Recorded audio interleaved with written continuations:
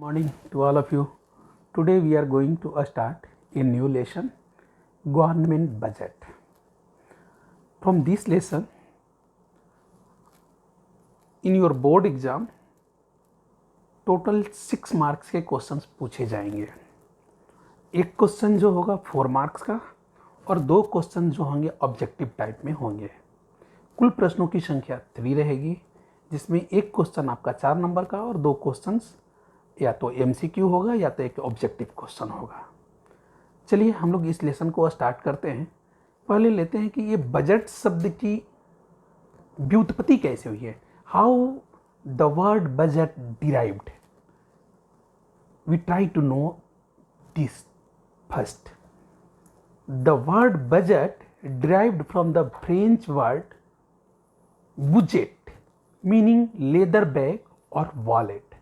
जो बजट शब्द की व्युत्पत्ति हुई है वो एक फ्रांसीसी शब्द बुजेट से हुई है, जिसका शाब्दिक अर्थ यानी कि वर्ड के दृष्टिकोण से जो उसका मीनिंग होता है लेदर बैग होता है या वॉलेट भी बोलते हैं।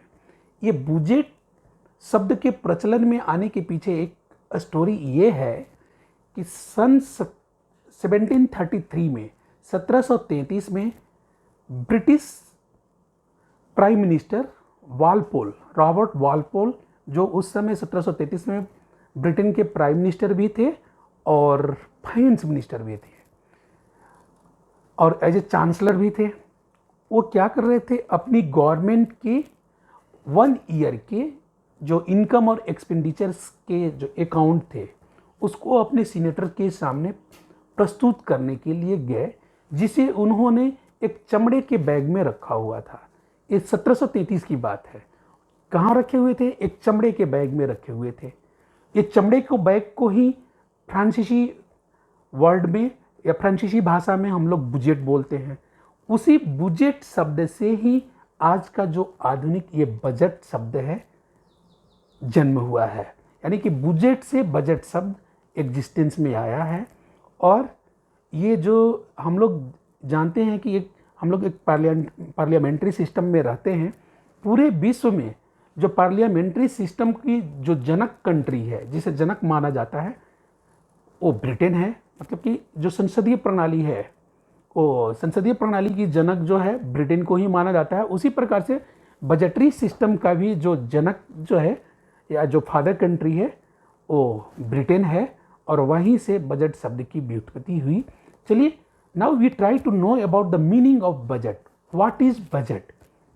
Budget is a financial statement showing the expected receipt and expected expenditure of the previous year, the budget and the revised estimates of the current year and the budget estimates of the coming year. यानी कि budget जो होता है एक financial statement होता है जो क्या चीज को दिखाता है, expected receipt and expected expenditure को ऑफ द प्रीवियस ईयर, पूर्व के वर्ष का, and the budget and revise estimate of the current year and the budget estimates of the coming year. यानी कि जो एक साल जो बजट जो प्रेजेंट किया जाता है उसका संबंध 3 सालों से होता है, एक प्रीवियस ईयर से और एक जो होता है करंट ईयर से और एक जो होता है आने वाले वर्ष से। देखिए यहाँ हमने पिक्चर में दिखाया है निर्मला सीतारमन को। निर्मला सीतारमन जो है उन्होंने ही हमारे 2020-21 के बजट को प्रस्तुत किया और ये जो हैं हमारे देश की प्रथम वुमेन फाइनेंस मिनिस्टर हैं। इनके पहले कोई भी women finance minister full fledged नहीं रही है। ठीक है, चलिए अब हम लोग नेक्स्ट स्लाइड में देखेंगे कि क्या संविधानिक कॉन्स्टिट्यूशनल प्रोविजंस हैं हमारे कंट्री में बजट के, उसके बारे में लर्न करेंगे। I want to ask one question to you, which financial year is running presently? Okay, yes, presently 2020-21 financial year is running. Budget का जो संबंध होता है एक फाइनेंशियल ईयर से होता है।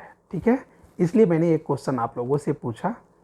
और एक फाइनेंशियल ईयर जो स्टार्ट होता है वर्ष के 1 अप्रैल से, एक वर्ष में जो अप्रैल का मंथ होता है 1 अप्रैल से फाइनेंशियल ईयर स्टार्ट होता है और अगले वर्ष के 31 मार्च को एंड होता है। ठीक है, now we are moving to see constitutional provisions of budget. According to Article 112, an annual financial statement will be placed before both the houses of parliament by the president. Annual financial statement को हम लोग क्या बोलते हैं? Budget बोलते हैं। तो ये राष्ट्रपति की ये जिम्मेवारी होती है हमारे संविधान के आर्टिकल 112 के तहत कि वो जो सरकार की फाइनेंशियल स्टेटमेंट है 1 ईयर की, उसे संसद के समक्ष रखे। इसी प्रकार से जो संवैधानिक प्रावधान है राज्य सरकार के, स्टेट गवर्नमेंट के संदर्भ में, उसको मेंशन हमारे इंडियन कॉन्स्टिट्यूशन के आर्टिकल 202 में किया गया है। चलिए अब हम लोग कुछ फैक्चुअल चीज़ों पे ध्यान देते हैं बजट के रिगार्डिंग। जैसे first budget in India presented by James Wilson. Bharat में जो प्रथम बजट जो था प्रेजेंट किया गया था किसके द्वारा? जेम्स विल्सन के द्वारा ऑन 18 फरवरी 1860 को। He is known as the father of Indian budgetary system. James Wilson को भारत में भारतीय बजट प्रणाली का जनक माना जाता है। ये देखिए, हम लोग बात कर रहे थे कि भारत में प्रथम बजट कब प्रस्तुत किया गया था, तो 18 फरवरी 1860 को। किसके द्वारा? जेम्स विल्सन के द्वारा। First budget of independent country, first independent India का जो बजट था वो किसके द्वारा प्रस्तुत किया गया था? आर के षणमुखम शेट्टी के द्वारा। कब प्रस्तुत किया गया था? 26 नवंबर 1947 को। ठीक इसी प्रकार से यदि first Republic budget, Indian Republic budget की अगर बात की जाती है कि रिपब्लिक ऑफ इंडिया का फर्स्ट बजट कब प्रेजेंट किया गया था और किसके द्वारा किया गया था, तो ये जॉन मथाई के द्वारा प्रस्तुत किया गया था। फर्स्ट रिपब्लिक ऑफ इंडिया का बजट किसके द्वारा प्रस्तुत किया गया था? तो जॉन मथाई। जॉन मथाई जो थे फाइनेंस मिनिस्टर थे, उस समय कांग्रेस की सरकार थी। और दिस बजट लेड डाउन, जो जॉन मथाई के द्वारा जो बजट प्रस्तुत किया गया था, उसने आधारशिला रखी थी किसकी? The road map to creation of the planning commission. उन्हीं की बजट पेश करने के बाद प्लानिंग कमीशन की एस्टेब्लिशमेंट की आधारशिला रखी गई थी। In 1924, railway budget separated from the general budget on the recommendations of Ackworth Committee. Ackworth Committee के recommendations पे 1924 में रेलवे बजट को जनरल बजट से अलग कर दिया गया था। अब देखिए 2017-18 में क्या हुआ कि जो रेलवे बजट को जो अलग किया गया था उसे पुनः जनरल बजट के साथ मर्ज कर दिया गया। अब देखिए, from 2017-18 onwards, budget presented every year on 1 फरवरी। 2017-18 के पूर्व यदि हम बात करें तो बजट फरवरी के लास्ट डे यानी कि 28 फरवरी या 29 फरवरी को संसद में रखा जाता था। लेकिन 2017-18 के बाद से 1 फरवरी को ही बजट एवरी ईयर प्रस्तुत किया जाता है। तो ये सारी कुछ जो फैक्चुअल इंफॉर्मेशन थे बजट के रिलेटेड, जो कि फ्यूचर में आपके लिए यूज़फुल हो सकता है जब आप किसी चार्टर्ड अकाउंटेंट या बैंकिंग वगैरह के एग्ज़ाम में आप अपनी पार्टिसिपेशन इंश्योर करिएगा, तो इसे ध्यान से आप याद रखेंगे। चलिए अब नेक्स्ट स्लाइड में हम लोग ऑब्जेक्टिव्स ऑफ बजट की बात करेंगे। What are the objectives of budget? Here only we are discussing about the 4 objectives of budget. First objective, redistribution of income and wealth. Means through the budgetary policy, government tried to redistribute of generated income among the citizen of the country. You see here in one picture, I am showing that 73% wealth generated in our country goes into the hand of 1% richest people. यानी कि जो भी income हमारे country में generate होता है उसका 73% जो है केवल 1% लोगों के हाथों में चला जाता है। तो इससे क्या होगा? इनकम इनइक्वलिटीज, हमारे कंट्री में इनकम इनइक्वलिटीज बढ़ेगी। जब इनकम इनइक्वलिटीज ज़्यादा होगा, इसका मतलब कि जो सोशल वेलफेयर या वेलफेयर की जो बात करते हैं वो मैक्सिमम वेलफेयर हमारे कंट्री में इनको प्राप्त नहीं हो पाता है। तो government through the budgetary policies वो क्या करती है, वो ये ट्राई करती है कि जो भी इनकम का जनरेशन हो उसका इक्वल डिस्ट्रीब्यूशन हो। It means government try to equitable distribution of income and wealth is a sign of social justice. So through budgetary policies government try to achieve it. किस चीज को प्राप्त करना चाहती है, equitable distribution of income and wealth, so that क्या हो, maximum social justice की एस्टेब्लिशमेंट हो सके हमारे कंट्री में।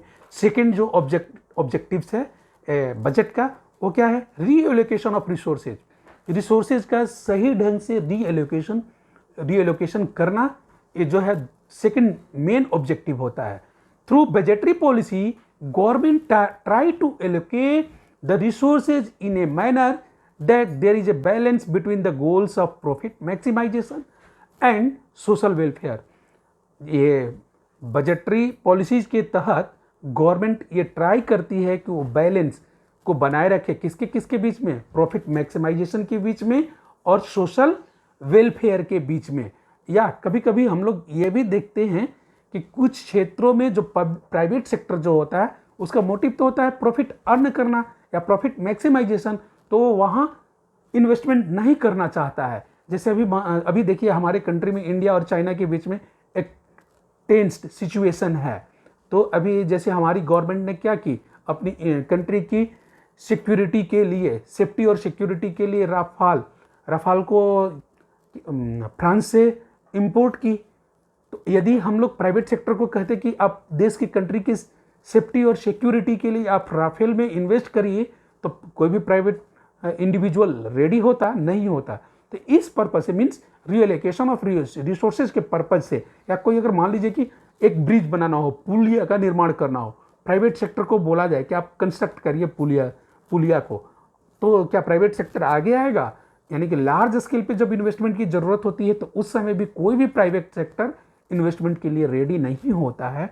तो गवर्नमेंट का जो दूसरा मुख्य ऑब्जेक्टिव होता है रीएलोकेशन ऑफ रिसोर्सेज होता है।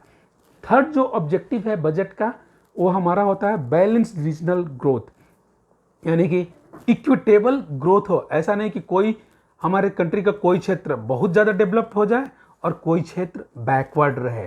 तो गवर्नमेंट अपने बजटरी पॉलिसी के तहत ये ट्राई करती है कि ऑल रीजन्स का इक्विटेबल डेवलपमेंट हो। ये एक गवर्नमेंट का मुख्य ऑब्जेक्टिव होता है।